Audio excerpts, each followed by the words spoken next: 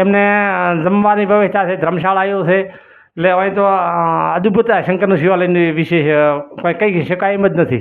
અહીં રહેવાની ને પાણી ને જમવાની વ્યવસ્થા પૂરતી મળી રહે.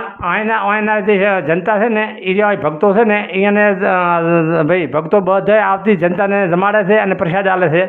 શ્રાવણ મહિનામાં કોઈ પણ મોટું યાત્રાળુ આવે જે જમતો એને જમાડવાનું, અને કોઈ મોટું કોઈ ઉપાસ હોય તો એને પણ રાજગરા લોટ અને સૂકી ભાઈ ભાજી બટાકાની આપવામાં આવે છે. તો મિત્રો આ છે મંદિર શંકર ભગવાનનું, અને આ જે પણ વહેતી ગંગા છે એના વિશે પણ હું તમને વિડીયો બતાવું છું. અને જે આપણે આ જે વડીલ હતા એમને પણ આપણને જે સંદેશ આપ્યો છે એ આ જે આ પાણી નીકળે છે વહેતી ગંગા છે, અને ઘણા બધા વર્ષોથી આવે છે આ વહેતી ગંગા, અને કોઈને પણ ખબર નથી. અને પાંડવ વખતોની વાત કરવામાં આવે છે. વહેતી ગંગા છે એ અહીંયા થઈને અંદરથી આવે છે, અને અહીંયા એક સિસ્ટમ ગોઠવેલી છે. તો આટલેથી પાણી બગડે નહીં એના માટે પવિત્ર પાણી છે, તો સારી રીતે ઉપયોગ થાય એના માટેનું આયોજન પણ કરવામાં આવેલ છે. તો ત્યાંથી આવે છે ને પાઇપ દ્વારા અને આટલા સુધી ખુલ્લી મૂકવામાં આવે છે.